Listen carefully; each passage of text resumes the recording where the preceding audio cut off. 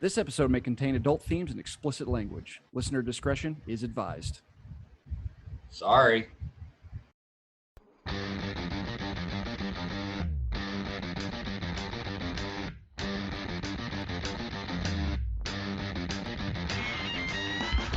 What's the trick in making my love stick? What's the trick? Hello, and welcome to the Film Critic and the Common Man podcast. While other film podcasts might use guns or knives to fight zombies, we come armed with our trusty cricket bat. Every episode, we discuss a film from the perspective of a film critic and the perspective of a common man. We may not agree, but it certainly won't be boring. I'm your co-host, Ben Miller. I write about films for my own site, Ice Cream for Freaks, and I'm a member of the North Texas Film Critics Association, as well as the International Film Society Critics. You can hear me guest on other pods as the David Douglas of podcasting. I am joined by my brother and the only man I trust to lead me in a zombie apocalypse, Jake Miller. How you doing, buddy? Howdy. Doing good. How about you, bud? You know, there are some places in the world where I'd be like, where should I go in the event of an actual zombie apocalypse? I think you're in a good geographical area because you're kind of secluded. I know you have arms. It's like you're in a good place. I'm in the middle of I'm in a random place. I don't know why zombies would care about me, but regardless. Speaking of zombies, we're in the middle of our October miniseries, and we're on to a fun one today. It's Shaun of the Dead, directed by Edgar Wright, written by Edgar Wright and Simon Penn, not Simon Pegg, not Sean Penn. That'd have been really interesting. That'd have been a lot different kind of movie. Starring Simon Pegg, Nick Frost, Kate Ashfield, Penelope Wilton, and Bill Nye. Co-starring Lucy Davis, Dylan Moran, Peter Safranowicz, with Rafe Spall and Martin Freeman. Opened on March 29, 2004 in London. After the success of that film in the UK, it opened to the US in September 24, 2004. Only made 13.5 million US, considered an independent film, but 16.5 million international, 30 million on a $6 million budget. So very much made its money back. So did just fine. No big name awards. Did do some British Independent Film Award stuff. No Razzies, no anything like that. But it essentially launched the careers of pretty much everybody involved with this movie. Rotten Tomatoes, critics and audiences were in lockstep. 92% with critics, 93% with audiences. So which surprised me. I didn't think they'd do that well with critics, actually. And it's one of those things. It was almost like a novelty. You're like, this is such a different thing than what you normally expect. So right. Jake, this was your pick. So you had seen this movie before. Why was this your pick? Man, it's just it's a fun take on a zombie movie. Yeah. Something I like about it is it's essentially a parody of other zombie movies. Look at the title. Exactly. That's came out 2 weeks in the United States, 2 weeks after the Dawn of the Dead remake. Oh, wow. So it was hot off that. So right. So, obviously it is a parody of zombie movies, and you can see things in it where you're like, yeah, that is something stupid that people always do in zombie movies and stuff like that. But I think it's good on its own. It's got its own story. It's not, it's not a complete parody like a Naked Gun or right. Anything like that, or Airplane. Right. Yeah. Right. Yeah. So I think it stands on its own. But it doesn't take itself too seriously. Very much, yeah.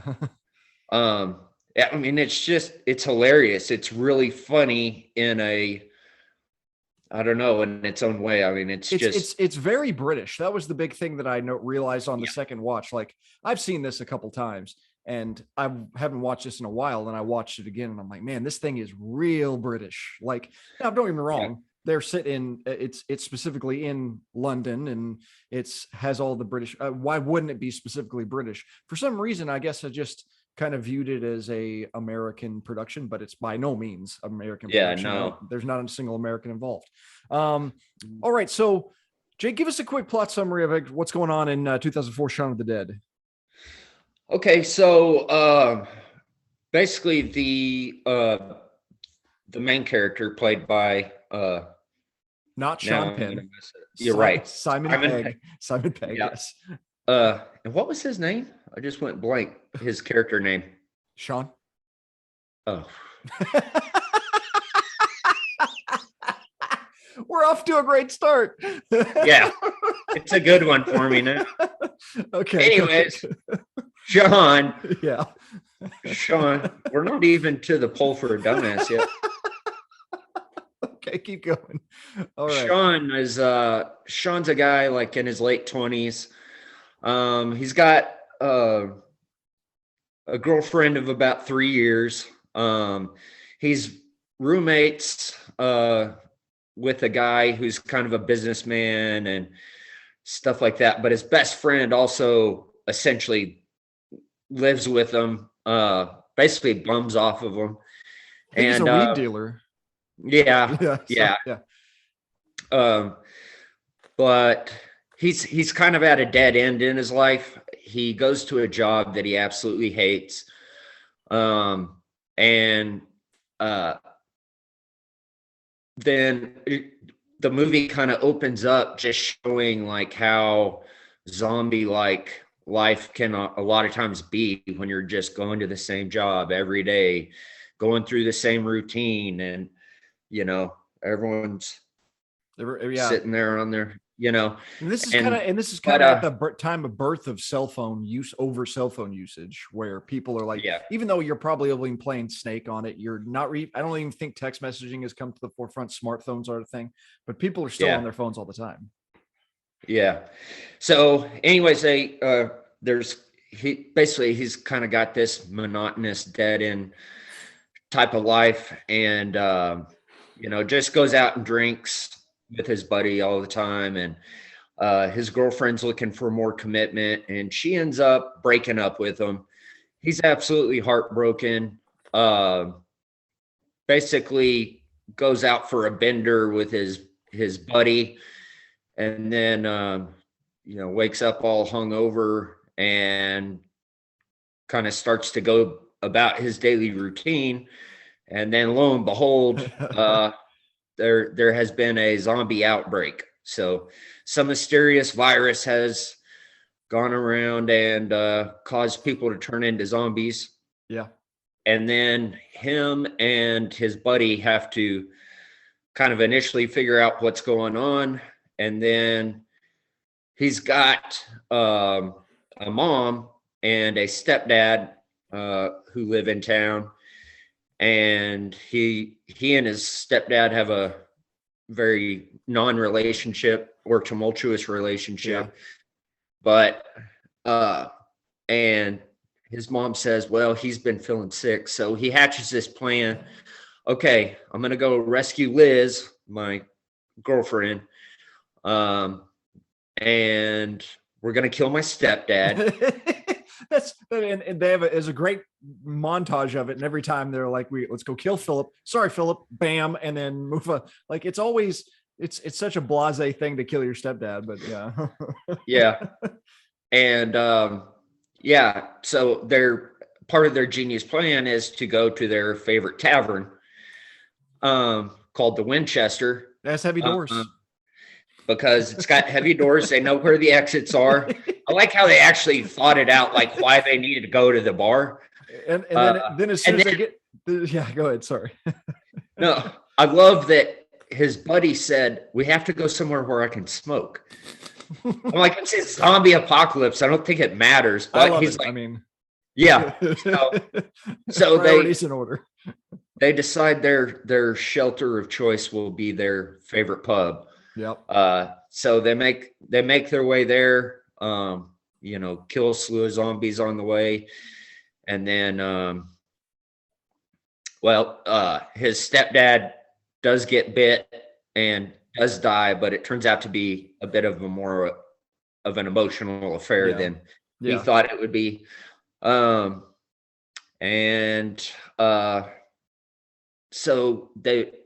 there's two other characters that they end up having to link up with, which is Liz's roommates. They're there. Diane and David, yes.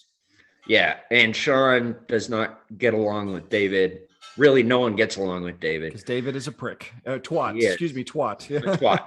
Yeah. A twat and a talentless actress. Yeah. I never called And her. he's like, I never called her. Yeah. But he doesn't deny calling him a twat. Yeah. So they hold up in this tavern. They end up getting overrun. His mom ends up getting bit, and he tragically has to kill the zombie version of his mom. Probably the most emotional the movie actually gets. Yeah. And then their two other companions end up getting taken out by the zombies. And then his buddy basically kind of makes a last stand to let him and Liz escape. Which as soon as they get out of the bar, the cavalry arrives, the authorities are there, and then it ends with a scene cut to where him and Liz are back together. They appear happy. They're living together, and then he pops out to the shed to play a video game with his zombie friend who he keeps locked up out there. And that's about it. So the great thing about the ending is the real. It's like, okay, if we were able to control a zombie horde, what we do? It's like, well, cheap labor and entertainment is the really way to get this happen. I guess so, yeah. So put them in Japanese game shows and all the goofy things. There's such little fun touches having to do with this. So this is kind of not like, so the traditional idea of a zombie movie was kind of upended 2 weeks before this movie came out with the new Dawn of the Dead from 2004. That version of Dawn of the Dead was, it was a remake of the Dawn of the Dead back in the 70s set in the mall. So it's in a mall, but it's this Dawn of the Dead is very, very realistic. It's very, very, very serious. It's very visceral. The big thing they did is the zombies run. The zombies run very fast. And that was kind of taken off of 28 Days Later, ironically, a British movie. But still, like, that's kind of that was like, oh man, zombie things are, so it was hot. And then this comes out and it kind of puts it all on its upends. Like you said, the monotony of his daily life after being hung over, he goes to the shop and the stuff he normally passes is all upheavaled. But at the same time, he just is kind of like, kind of blasé about it. If you kind of go through your life, zombies are okay as long as you just kind of stay away, Yeah, I mean, there's a homeless guy that he normally gives change to, and he's now a zombie, and without even looking at him, he's like, I don't have any change. So he doesn't even notice it. Are you a big zombie guy in general? Like, do you like zombie movies? Because I'm a little hit or miss by them. Yeah, I really like some and I really don't like some. It kind of depends. I mean, I think I do like the apocalyptic setting just because it makes you think, where would I go? What would I do? Who would I want with me? Yeah, it always puts that in your mind. That kind of thing. Yeah. But for the most part, I like zombie movies and more broadly, kind of that apocalyptic setting. I like the idea of zombie movies more than usually I like the execution. Like, I like whenever things are thrown on their heads. Like 28 Days Later, it was really visceral, and that's when it was really cool. And zombies are running fast, and and it's like, oh, did you get blood on your face? Because it's probably going to get in your eye, and then that's your account. It's like, it's more like, hey, what if this was a real thing? How would it be affecting you? And then 28 Days or Dawn of the Dead was cool just because of, there was a cool style. This being the comedy. Zombieland was another version of the comedy side of it. Yeah, more of like an action comedy as opposed to this being more of just a straight up comedy. I have a tip. I was way in on The Walking Dead for a long time. Then I gave up on. I gave up on it a couple of seasons ago, and I just haven't cared since then. I'm the same way. They just drug it out too long and it got too weird and just like, I mean, it lost me. Yeah. But yeah. And I mean, they always kind of devolve to the same things. Like, okay, zombies are the threat, but no, actually people are the threat. The humans, it's always kind of like, okay, yes. Like, well, what are you going to make fun about this? Well, this is the thing that makes it fun. The Shaun of the Dead does a really, really good job of, yes, it's always funny, but man, whenever zombies actually kill somebody, it gets gross, and Yeah, it get they like don't hold back. so the scene in particular that I always think of, an homage to, I believe, Day of the Dead, one of the ones from the 70s, the Romero ones, is whenever David gets pulled out of the window and they essentially tear him apart. Oh yeah, And I mean, you're yeah, just like, oh wow, like, and at the same time, at the end, they pull back severed legs, and then Diane goes in there with a severed leg, trying to beat yeah, back the horde. So I mean, yeah. you're like immediately like, oh, gross, haha, funny. Like, so Right, yeah. they figured out a good way to balance it. And plus, he was probably the most despicable character, and so he dies kind of the most gruesome death. Pretty So much.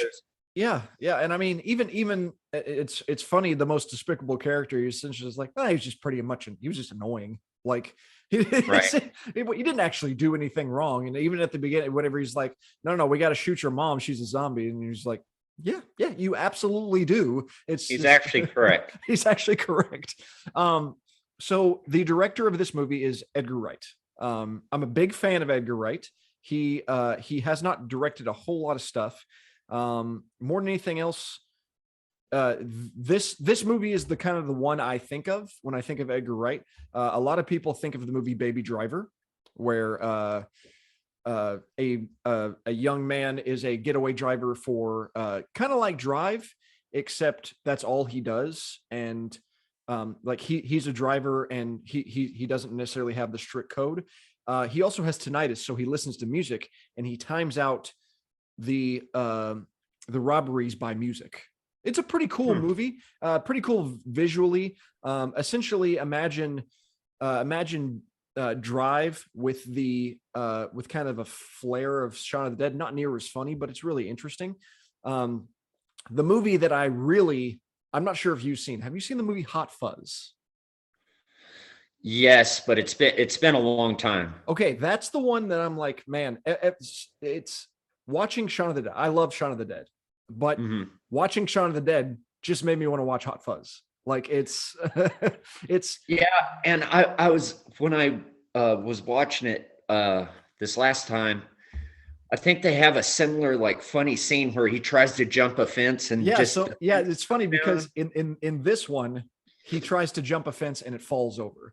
In Hot Fuzz, he jumps over like 3 fences like he's a gymnast.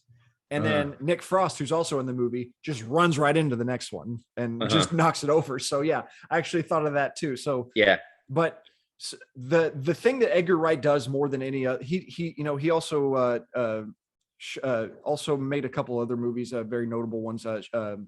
Scott Pilgrim versus the World is the one that a lot of people like. If people who are kind of into video games, 90s kids, that's a big one for them. Made a movie called Last Night in Soho last year, didn't really get much of a reception.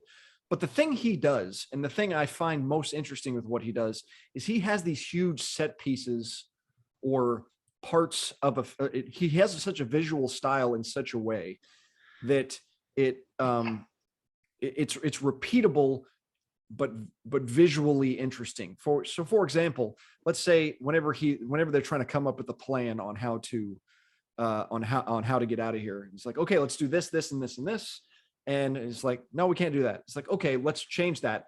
But 1, 2, and 3 are the same with small notes, like, and then going through we'll save Liz, and he's carrying Liz out, and the second time he's carrying Liz out and Ed's carrying the mom, and then the next time it'll be something like, it'll always be little fun things like that. Or at the beginning, whenever you said the zombiness of life, and you see all the cashiers just slowly, but it's all lined up, check. He always has that kind of visual style, because this movie could have been very straightforward on how it is, but it's so dynamic in just how it's shown. Yep. Yeah, they do. And something else he does is, where they kind of have the alter egos of the group, Yes. His friend, and they basically have the same characters, in reverse. The mirror image of them. past each other. So Yeah. the funny thing about that is all the people. So the her friend, I believe her name was Yvonne. Yeah. She was there first, and they're like talking. Right behind him is a guy named Martin Freeman, who I don't know if you've seen in a lot of stuff. He's in the Black Panther movies. He's in Marvel movies. He played Watson in the Sherlock Holmes TV show with Benedict Cumberbatch. He was in the Hobbit movies. He's kind of the most famous face of all these people, not being Simon Pegg. But the funny thing is that entire side, apparently they were much more esteemed actors. And so they're just like, oh, they're the A team, and the B team is actually the one. They said the entire purpose was like, oh no, there's a whole other movie. We're just not following that movie. Like, but it's relatively. That is true. Yeah. I didn't think about it that way. Is like, yeah, how many movies are going on in this? Yeah, it's kind of like it just a different. It's how it's filling a whole world without actually having to see the whole world. And it's like, okay, Right. these guys are going this way. You're going to the Winchester? That seems kind of stupid. Okay, yeah. And then, so those little visual ticks and stuff, or whenever, like we talked about, whenever Shaun is going to the store in the morning, the path he has a pattern to it. And everything that happens post-zombie, pre-zombie, like the first time it's just a guy jogging. The second time it's a guy sprinting for his life, running away. Yes. And so you always get those fun little things to go along with it. Yeah. But still he trips over the same curve. Yeah. Just the repetition of it. Do you have, so outside of like Hot Fuzz and this, do you know, are you very familiar with Simon Pegg in general? No, not really. This and Hot Fuzz is about it. So they made the director Edgar Wright, Simon Pegg, and Nick Frost made a third movie. They called the Tres Cornettos because in all the movies, Nick Frost's character wants a cornetto, one of those ice creams. So in the third one's called The World's End, where they want to go on a pub crawl, but aliens invade. So it's my least favorite of the three, but it's still pretty good. So yeah, whenever I think of Simon Pegg, I always think of Shaun of the Dead, Hot Fuzz first, but then I look at the other stuff he's been in, and it's like, man, he has been in a lot of stuff. He's in the Mission Impossible movies. He's Scotty in the Star Trek movies. Like, oh yeah, you don't really think of Simon Pegg being that kind of actor, but at the same time, this is not exactly like a typical, it's not a very easy role because he plays a slacker, he's a romantic lead, he's an action hero, he's a reluctant hero, he's sad about his mom. It's like, it goes a lot of different places. It's pretty complex character, really, now that you mention it. Yeah. And then at the same time, now on the opposite of complex is Nick Frost playing Ed. Yeah. Do you have any lines of his that stick out immediately? Because the one that I always pop out, so my favorite is anytime anybody's like, Ed's bringing you down, and he's like, no, he's great. And Ed immediately comes in and does something terrible. Right. Like, yeah. It's like, no, he's not that crass. And he comes over and he's like, any of you cunts want a beer? You're like, okay. Like, yeah. Yeah. And whenever they're partying all night and the roommate, Pete, comes down and is yelling at him, and he's like, okay, we'll keep it down. And then, of course, Ed's got to open his mouth and call him a prick or something. And, wanka or whatever. Yeah, what it calls. Yeah. And he instantly is like, so I think that's a lot of the brilliance of this movie, is the fact that, like, okay, yes, it's about zombies. Yes, it's about him trying to get Liz back, but it's also like a lot of people have those friends where if it wasn't for me, they might not be anybody's friend. Yeah. And you kind of like, okay, well, I'm going to always defend them. And yes, they don't really ever have the real like knockdown, like, no, we're going to break up friends thing. They kind of do, but not really. Yeah. I mean, he kind of confronts him and tells him like, quit being a loser. And I'm tired of dragging you along, but yeah, they never really, have a complete falling out or anything. And then I think it's like somebody makes fun of Shaun's like, hey, Ed's your boyfriend. And he's like, he's not my boyfriend. And he hands him a beer. It's like, might be a bit warm. The cooler's off. And he goes, thanks, babe. Yeah. Always enjoy it. I like whenever they first realize that Pete, the roommate, is probably a zombie upstairs, and they're like looking up the stairwell. Like, Pete? Oh, Pete.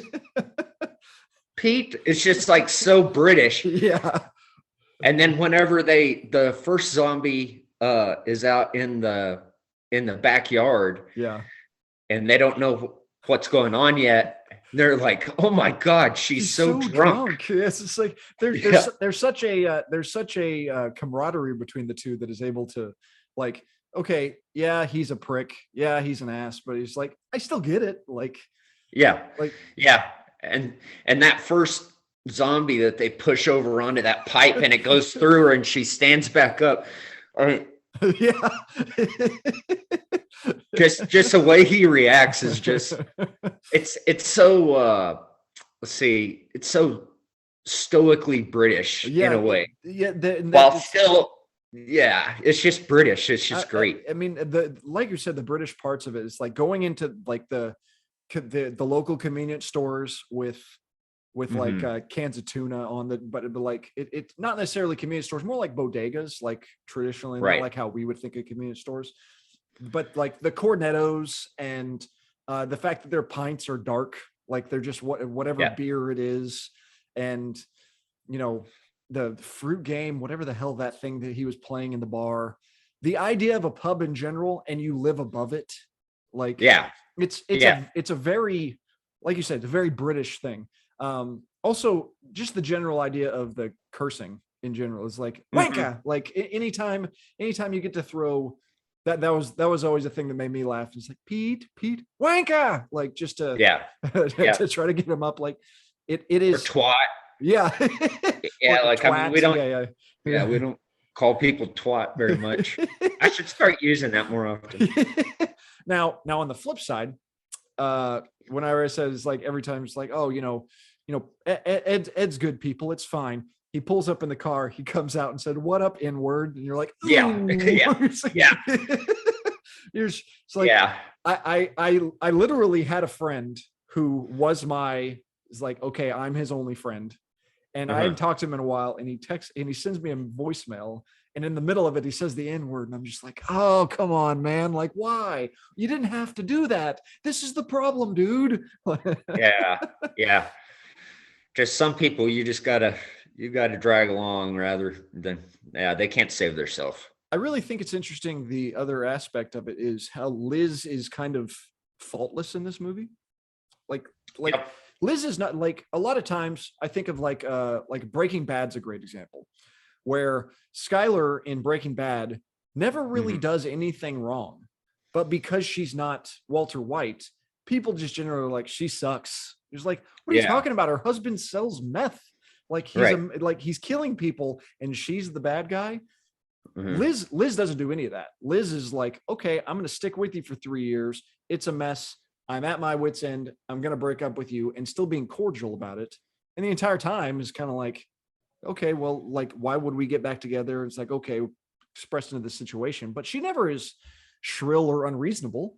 She's always very, No, not at all. And I'm a big Liz fan in this movie. She's super cute. She is very, very cute. Like very, very, very of the time, like looking like somebody from the 2000s, like what you expect. Right. This is one of those movies. 2004 I was working in a movie theater in 2004. So I saw a ton of movies. So this is a very, like, put me in a time capsule place.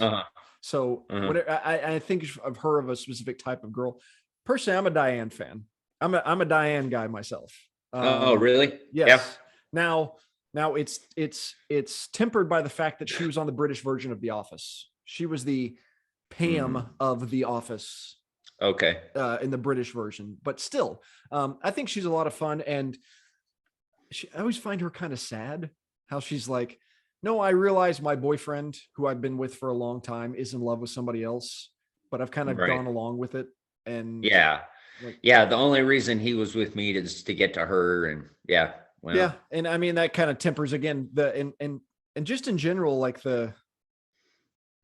just the various things like that. It's like, oh, she's a lot of fun. She's again, not annoying. It's like the yeah. only, David's the only really annoying character. And even Philip, Bill Nighy, the all-time guy who's a dad in movies is Bill Uh-huh. Nighy. Like, but even him is like, well, even he's been pretty reasonable. And I really loved Shaun's talk with his mom, and it's like, he chased me around. And it's like, well, you did this in his car. It's like, he touched me.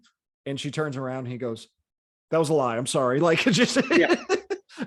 Well, my wife even pointed out, like, there's many times throughout the movie that he attempts to lie and then immediately knows it's no good and then just messes up. Like, he tries to give Liz flowers and she looks on it. She's like, to the best mom or whatever. And he's like, oh, yeah, I thought that'd be a funny joke. And And she she was just like, kind of these sits are in for it. your mom, huh? Yeah. He went, Now, I'm going to tell you my best laugh of the movie. I always like, so the general idea of us growing up in the 90s is we use the term gay as a derogatory a lot growing up, just because in yeah. the 90s we didn't know better. But at this point, like, they're saying, he's telling about his plans. Like, well, why do we have to go get Liz? He's like, I'm in love with her. And Ed goes, gay. and I was thinking about it, and it's the absolute best use of that, because Yeah. one, it's fairly harmless, but it is actually the opposite of gay. And Yeah, he's confessing his love for a woman, but it's like Ed's such an idiot, and you're like, well, it's not the worst thing Ed's gonna say. So yeah, I get that. All right, so I'm glad you picked this one. I haven't seen this one in a long time, and it was, such little fun visual flares. Like I said, like the pin in his pocket, you got red on your shirt, and later he's covered in zombie blood. You got covered red in on your blood. shirt. You got red on you. Yeah. Okay, Jake, I want to know. Okay, you have to use. Okay, you're at home today. Mhm. Zombies are coming. They have the same capabilities that they do in Shaun of the Dead. So they're slow, they're lumbering, relatively low intelligence. You can't use a gun weapon. Okay. What is No your firearms. what is your go-to that you have in your house that you're like, this is what I'm going to use?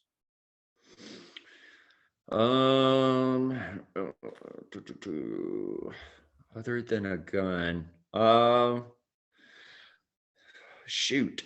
Because Probably. I was thinking the same thing. I was like, man, I have golf clubs, but they're they're flexible, and I'm like, a couple whacks and they're probably broken. Like, I don't have a bow staff. Like, we don't carry Yeah. swords. Probably a baseball bat. Yeah. I've got hatchets and axes and stuff, but it seems like those would get stuck in their head. Yeah. They're I mean, kind of heavy. I would want something a little lighter, a little. But it's did fun to think of the with logistics. cricket, Yeah. with the cricket bat, I did think that would be a pretty good That'd be weapon. great, because if you've ever picked up a cricket bat, they are not light, or it's not like a hollow piece of wood. It is Mhm. it is like a chunk, and Mhm. you can probably brain quite a few things without having to worry about anything like that. So I do have a boat paddle now that I think there of it. you go. Now you're in business. That thing's not breaking. It's definitely going to have some damage. I was thinking, like, it may if you had a metal if you had a like a spearfishing gun, a spearfishing thing, a metal Mhm. or aluminum spearfish, that'd be about perfect, because you dunk and bring it back. But again, I always think of these. This is what makes zombie movies so interesting, is because you immediately are like, okay, planning. What would I do? What would I do? Yeah. And you're like, am I going to get really good at a wrist rocket? Like like, do I have 1,000 ball bearings? And Uh-huh. like, logistically, how many can I kill? Like, I had heard a comedian complaining about The Walking Dead, and it's like, not only do it's like, they said apparently a new guy, some guy went on there, and it's like ninja stars, flinging them, hitting them in the eyes, killing them. Like, how did you figure you could do this? Like, Yeah. Well, it's like, what's her name? Michonne with the Yes. katana. It's Yes. like, well, how did you get trained up on Yeah. It's like, oh, it like looks being a samurai? yeah, it looks awesome. It's cool looking visually, but the actual logistics of it is like, I'm not sure it's going to be that simple. Yeah. So that's always one of those fun things too. Like I said, you're the house I go to just because of the seclusion. You're out in the middle of relative nowhere. Now, the other question, do you think is this it now? Obviously, they have to get out of Liz's apartment to propel the plot forward, but they seem pretty okay right there. Yeah, I kind of did wonder why they didn't. I don't know. I guess, well, at that point, they had to go get their mom. Yeah, too, that's right? true. He had to go get his mom. That was the big thing. Yeah. It's like, why are we leaving? It's like, oh, they're going to come up here. And it's like, are they going to come up here? Like, do they know how to use stairs? Like, are they going to get, yeah. So Yeah. I get it. Well, and you also, it's also interesting to see, you kind of see the evolution of them figuring out what is going to kill them or not. Yeah. Because, at first they're flinging vinyls at them, Yeah. records at them. Of course, it doesn't do anything. Yeah. And so they're like, okay, we got to break into the shed and get something else, I do. So, I do like how they like some shots at some bands on those records. They're like, it's like Purple Rain, nope. Batman album, nope. Dire Straits, throw it. Like just yeah, all those kind of things. Like it's funny, all those now at the same time, it's like they go through and it's like, well, what about this? It's like nobody likes that. It's like, whatever, I like it. It's like just to kind of get you on the same page. For some reason, he's a big Prince fan. Yeah. And then there's a Queen reference later on. They have a good montage. I was going to ask you about that. I was like, is it too soon for the Kill the Queen jokes, which I got a great laugh out of. It's like, yeah. I heard Kill the Queen. I went, ooh. Yeah. I thought the same thing. I was like, ooh. Oh, it's only been a month. Yeah, but no, it's fine. Yeah, I'm not British. I'm not British either, so yeah, I don't have the affection towards the royal family that others do. Right. Whatever. Who cares? That's another great, that scene in general is another great example of what Edgar Wright does. Like, Don't Stop Me Now by Clean comes on and they start beating up the proprietor of the pub, but they're doing it. It's like in sync with the. Yeah, and then David tries to kick the fuses, and all those sync up, and then Liz is beating him with a fire extinguisher that goes with it, and that's that kind of stuff he does. That's what makes him more interesting than everybody else, and just those the way he can do things. Exactly, because I mean they could have had a scene where they have to kill the zombie owner of the bar, and that's it. Yeah, but throwing in all those different elements, I mean, it turns it into a completely different scene, And in the back, Diane and Diane and Shaun's mom are in the back, just like rocking along, going along with the beat. Yeah, it's always fun to have those type of things. Yeah, I like that scene. All right, buddy, we're coming down to it, but every week I go through the filmography of a filmmaker and put Jake's cinematic knowledge to the test. It is time for a poll for a dumbass. But as I've done before, I'm not going to limit it just to a filmmaker or an actor this time. I'm going to talk about the year 2004. I'm going to go through the top box office films of 2004 and see, of those top rating films, how many have you seen? Now, I'm going to limit it just to domestic films, so it's not going to be international. I probably would throw a couple others in there if we have the international. So this is only US numbers. So I'm gonna start at 15, work all the way to number 1. Starting okay, let's see here. Looking at this list, it's pretty mainstream. I think you're going to do pretty well. I think you're going to go 9 out of 15. Okay. Starting at number 15, maybe one of the sweeter Adam Sandler movies, 50 First Dates. Yeah. Always, for some reason, it is a movie I saw in the theaters, I think 4 times. Really? I think I watched it by myself. I think I watched it with friends. I think I watched it with my girlfriend at the time, and I think I watched it with a different set of friends. I don't know why that was the case, but whatever. So 51st Dates. I know you're going to be this on number 14. The Lord of the Rings, the Return of the King. Nope. I did not think so. The fun thing about The Lord of the Rings, Return of the King, it was released on December 17th, and it was still 14th for that year. Like, it made a ton of money. It made a ton of money, but it only had 3 weeks to do so. Wow. Similarly, released no, this is the opposite actually. Released December 22nd the year before. How about the sequel Meet the Fockers? Oh yeah. The second Meet the Parents. That's the one with I think Barbara Streisand and Dustin Hoffman as his parents. Yeah. Yep. How about the Swords and Sandals epic Troy? I did watch it. Not very good. Watched it. No. Man, a buddy went and watched that in theaters. Yeah. It's always fun to watch these things in with a little bit of historical context. You're like, oh yeah, Achilles and his cousin. Like, oh yeah. It's like, oh, don't threaten my cousin. Yeah, your cousin. Sure. Yeah. Okay. Mm-hmm. How about the Will Smith, probably the last gasp of Will Smith superstardom, iRobot. Yeah. That's seen it. Not bad. Can't complain. I remember watching it with my girlfriend at the time going, that was fine. Yeah, not super memorable. How about a movie that is super duper conventional, nothing necessarily interesting about it besides Nicolas Cage, National Treasure.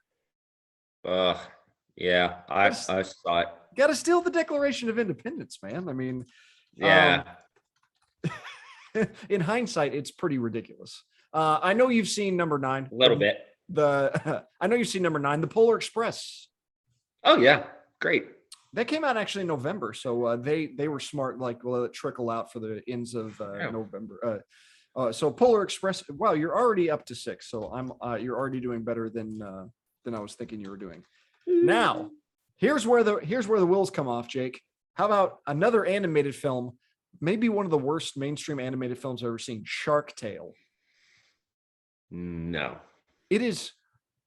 I'm shocked it's on this list. It made $160 million. It is bad, not good. It's a great example of, like, you know how in Finding Dory, you're like, oh, it's like that actor sounds familiar. It's like, a little bit, but he's like, they're voice actors. Shark Tale didn't do any of that. Shark Tale went, okay, we're gonna have movie stars in this. Nothing but movie stars, top to bottom, and it kind of shows. It's not a very good movie. I think Martin Scorsese is in it. I think he's a pufferfish. It's a kids movie. It is a kids movie, yes, but not a good one. No, very not good. Okay. Following Shark Tale, number 7, the second of the Matt Damon Bourne movies, The Bourne Supremacy. Oh yeah, man. I've watched. I'm typically not. I think as you've described me, You're before, not much of a franchise guy, but I'm all in on the Bourne series. I get it. Up and down. I've watched them back and forth. I really like them. So I really like The Bourne Legacy, which is the one with Jeremy Renner. There's about a 40-minute stretch of that movie. I'm like, that movie is perfect. It kind of falls off the rails here and there, but it's still pretty good. Jason Bourne, I could never really get there. It was okay. Yeah. The last one, it was okay. Yeah. How about the Jake Gyllenhaal starring The Day After Tomorrow? Oh, remind me. The world there's something to do with, like, the world is going too cold, and so it's freezing. It's like a disaster epic. Dennis Quaid is his dad, and he's in New York, and there's a big wave coming towards New York, and then it's getting cold, and people are trying to. The Jake Gyllenhaal in flooded New York is the big thing. Yeah, I don't think so. I don't think I've seen it. You're not missing anything. I'm actually a little surprised. It is fun because they're like, oh, there's a deathly cold coming in. If you're outside at any time, you're going to die. It's like, okay. And they're like people running to the doors, shutting them behind them. And then here comes the freeze. I'm like, I'm not sure that's how thermodynamics work, but No. If I had seen it, I don't remember it. So How about the opposite of Shark Tale from the same year? Number 5, grossing almost $250 million. The Incredibles. yeah, All-timer as far as action movies and kids movies appealing to adults. yeah. I mean, all across the board. How about number 4? I know how much you love Harry Potter. The Prisoner of Azkaban. Nope. It's funny. I've seen all the Harry Potter movies. I have. The first couple ones are pretty like pedestrian, like kid movies. Prisoner of Azkaban actually takes a turn to there's a fair amount of darkness in it. Like but that being said, it's the one I remember the least. Speaking of darkness, how about number 3? A movie. I was working in a movie theater when this came out, and there are a few times in my life where I'm like, this was a phenomenon. This was a phenomenon. The Passion of the Christ. I have actually never seen that. I'm going to spoil it for you. He dies in the end. We Really? kept making working in this movie theater. We kept making the jokes because people would come out like bawling upset. I'm like, I don't know why they're so upset at it. It's essentially torture porn. Jesus is taken in the course of his crucifixion. You see lashing after lashing after lashing, and it's violence, as violent as it gets. Probably the realistic aspect of it, but it almost like takes pride in the violence. And we were going to make jokes about it's like, oh, is it does he die in the end? We read the book. Is it the same as the book?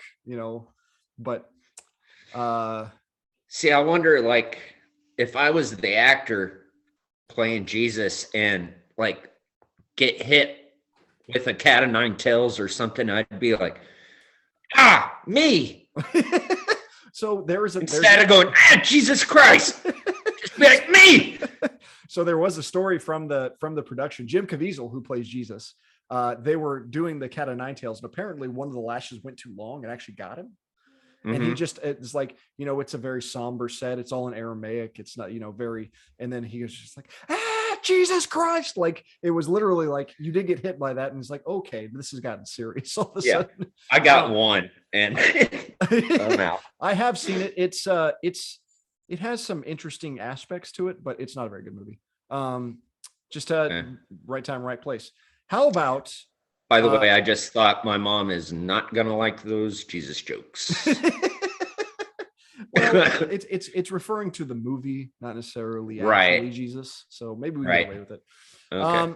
How about? So we're on to the top 2. This at the time was considered to be the movies. Like, man, no movie is ever going to beat this box office wise.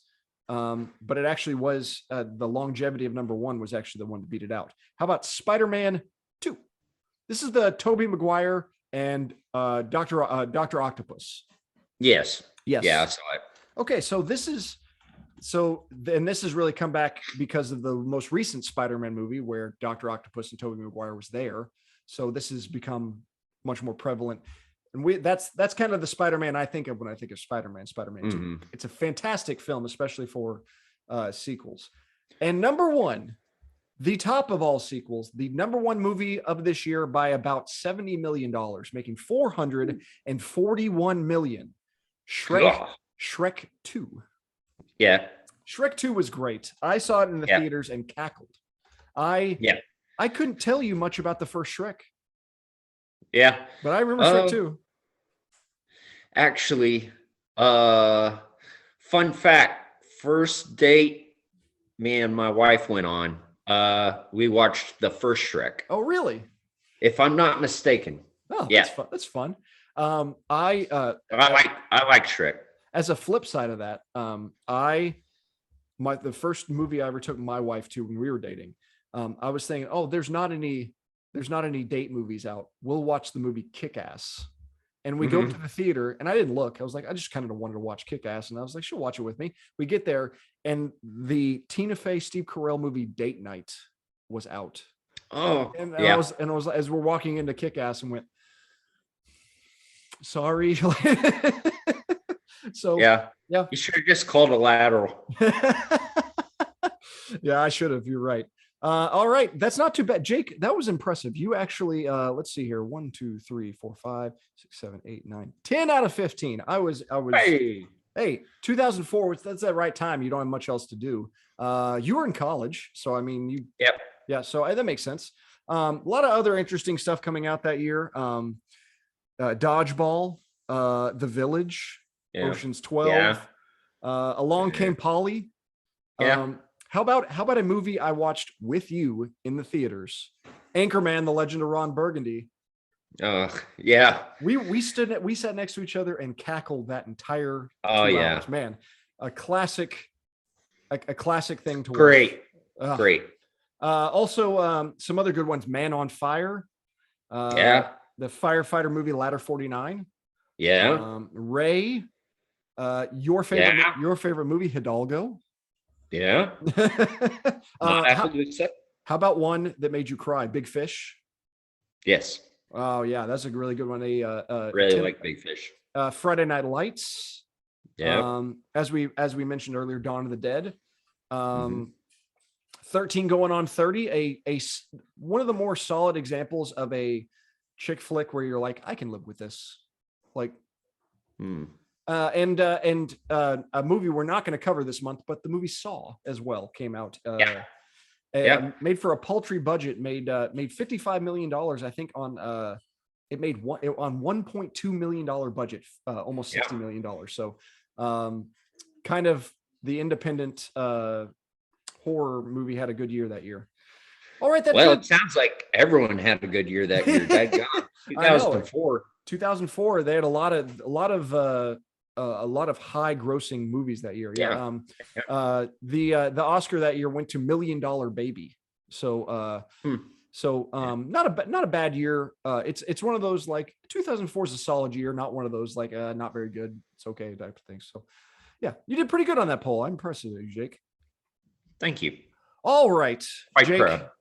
It is a zombie theme time, and each episode, instead of me staying in the conversation, Jake peppers me with questions that I must answer truthfully. Sometimes it's trivia, sometimes it is zombie related. Jake, you're in the hot box. I'm in the hot box. What you got for me today, buddy? I know I stole some of your thunder earlier, but go ahead. Yeah, a bunch of my questions you addressed earlier, as far as like where would you go, weapon of choice. Okay, so stuff like that. So I'll do a couple quick of those. So my where would I go would if I was now, it would take 6 hours to get where you are. Right. So in theory, probably couldn't do that now. But being where I am, as anonymous as it is around here, like, it's just, I'm in a suburb of Dallas. Yes, there's a lot of people in Dallas, but I'm just on a random street. It's not like there's nothing about my house that would draw attention. So we'd probably just stay here. Just hunker down. Yeah. Yeah. But all right. Well, see, for me, yeah, I would stay put. I don't have to worry about water supply. Got a good vantage point. Yeah, good vantage point. That was the big thing you had. Is like you're kind of on a hill, and you're not going to be surprised by anything. Right. Yes. And I know my neighbors. I know they're well equipped as well. They would help me. I would help them. Mm-hmm. So yeah, I would stay put. However, I would have to go get my mom, my aunt, and my mother-in-law. Yep. So who, besides obviously, your own wife and kids, like, who would you have to go take with you if you found a good place or whatever? I think the advantage of kind of where we are and like the spread outness of everything, like our dad's in the same situation we're in. Where I'm in is just kind of like, you're anonymous where you are. You're nothing really. So it's like, he's probably fine where he is. And I don't have to go get anybody because you would be taking care of mom. Our other brother is very secluded. So yeah, like, we wouldn't have to worry. Like, that'd be one thing, less thing to have to worry about. I would have to worry about my in-laws, but they live in the same town as you. So hopefully, so you would probably call me and say, can you go get them? Well, I also, okay. my sister-in-law lives fairly secluded like you do, and would have a pretty good vantage point, probably get them, bring them out, and they'd be in good shape. Yeah, I think they'd be taken care of. Yeah. Okay, so since you stomped all over my questions, Yes. so I've and we talked about what would your weapon of choice be. Okay. So obviously, like if I'm here, I'm going guns, Sure. obviously. Sure. Yeah. But being that this movie is set in Great Britain, Where guns are not there. right? Yes. So you would have to think outside the box. So Yes. I'm gonna give you. I just went to my garage and just looked around Okay. and picked out a few items, and I want you to pick which weapon you would go with. I would use. Okay. Okay. Right. What would be your preference? Okay. Okay. See what we got here. I'm Okay. excited about this. So okay. So we got this looks like a gear of some kind. It's a drill bit. A drill bit. Wow, that's a monster drill bit. Okay, so It's a little drill bit. oh well for what you're used to. No, this is for like a water well. Oh, water well drill bit. Okay, so Yeah. it's about the size of the head is about the width of a baseball. That'd be a nice Good one. Heavy. Good and heavy. It's probably not getting stuck anywhere. If you hit somebody with it, it's probably blunt and yeah, good width to it. Extra grip. Yes, yeah, I like it. I'm on board with that one. Okay. Okay. Selection 1. All right. Selection 2. Okay, nice little hatchet. Okay, so is this a full axe or are you at the end of it or? Okay, No, so it's a hatchet. It's a hatchet. Okay, okay. So I like the idea of a hatchet on paper. The problem is it's gonna get stuck. If you brain something right here or a neck, it's not gonna be something where you're like, it's gonna. Oh no, it's like it's not going away anywhere. Like so. The hatchet seems more for like building or breaking down things more than it does for actually a melee weapon. Right. Yeah, that's my thing with it. That's what I thought. It gets stuck in a cranium. Yeah, yeah. That's it. You have to think about these things. Okay. Now we're bringing out something a little bigger. Okay, big. Looks like a bow staff.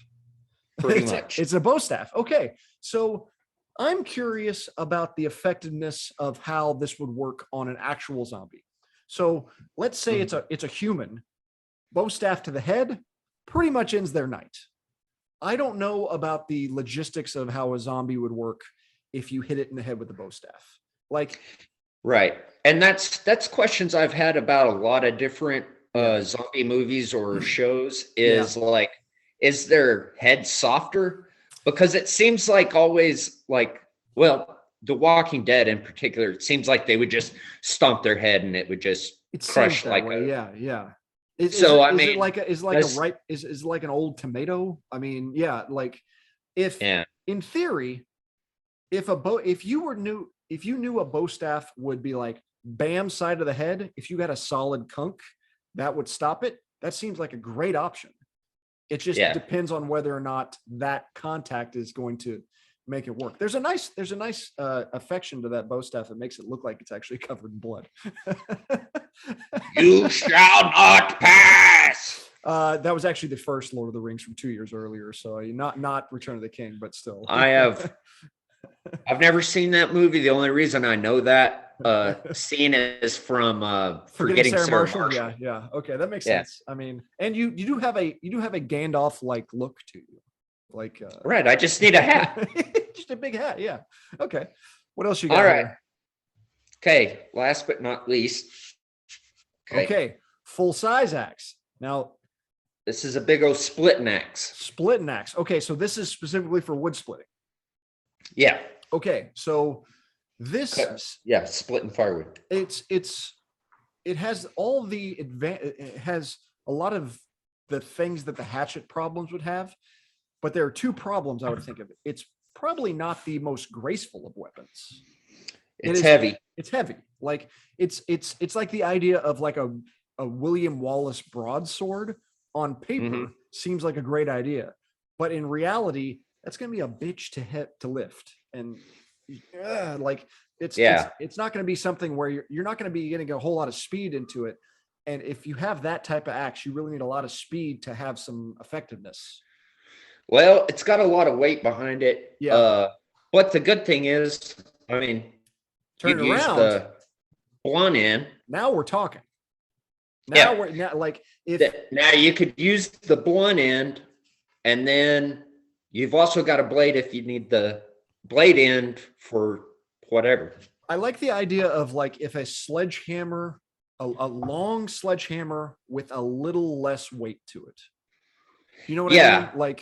Like if it wasn't so lumbering, that seems Yeah. like it would be the good idea of something to have. And what I thought a really good weapon would be is an axe handle, Oh, a full length axe handle without the head on it. yeah, because Because those things are strong. heavy, it's blunt, it's not breaking. That's why the cricket bat is such a good idea, because that thing is not But breaking. Yes. But you could swing it quicker. Yep, I agree. That's a good one. So that's a really good melee weapon. Okay, so you're the gun guy. Mhm. What's you have? Which one do you pick? Oh, sorry. You got the drill bit. Yes, You've got hatchet. yes, You've got bow staff, yes. or basically just long stick, and then splitting axe. I for the sake of numbers, I'm going to go with bow staff because I'm not thinking about killing one. I'm probably going to have to kill more. If I'm killing one, I'm going with long axe. Mhm. But I do like the idea of having the drill bit as the backup. Yeah. Well, here's the thing: is like, you might have a situation where you'd have to use an improvised Yes. device or Yeah. whatever for one. But yeah, you want to think, oh man, if I get surrounded or something, I need to be able to take them out. And I really liked Liz's fire extinguisher. I think a fire extinguisher could brain somebody very easily. Oh yeah. Just the especially the blunt end. Okay, so you're the gun guy. Is it a cliche to say the AR-15 is the best way to go? That's the way I'd go. Yeah, I mean it's just because as far as now, would you have to take into consideration like ammo over time? It would take me a long time to start worrying. Oh, really? Okay. I'll just put it that way. This is why Jake's house is the place to go. All right. Something's actually going to pop off, and everyone who's ever watched this is like, find out where that guy lives. Right. Yeah. I'd be like, I can't take everyone. Okay. All right. Well, I think that's all I got for All you. right, buddy. All right. You're free to go. I appreciate that. That's fun. I mean, it's always fun to have those type of hypotheticals. That's why zombie movies are so interesting. I got a great jacket with like epaulets on it. Like I call it my apocalypse jacket. It looks like it's something you should have in the apocalypse. I don't know why people dress that way, but realize in this movie, they're dressed in whatever they're dressed in. Like Shaun's in his work tie, Ed's in his I got wood shirt. So I mean, that's what I kept thinking was like, why don't you ditch the tie? Like, it's a good question. I mean, it's the whole look, I guess. I don't know, but yeah. Like, all right. When I had to wear a tie for a job, usually it was like when I got in my car at the end of the day. I mean, so zombie apocalypse pops off. That's the first thing that I don't have to wear a tie, but I have to wear a lanyard with my badge on it. And as soon as I get in my car, okay, this thing's off. It's a lanyard. It's in no way in my way, and it's still something I always take off. So I get it. Yeah. That's a good question. Like, okay, so what's your go-to zombie apocalypse outfit? Because you also have to keep that thing in mind. So I got to get that jacket just for the fashion to fit in. It's like it's a good. So, but I'm definitely going. Long pants for the elements and sun protection. A big floppy hat. Yeah. Well, as you know, I'm not a shorts guy. No, anyway. You're not. I don't think I've seen you in shorts in 15 years. Or like a flip-flops guy or no. anything like that. So yeah.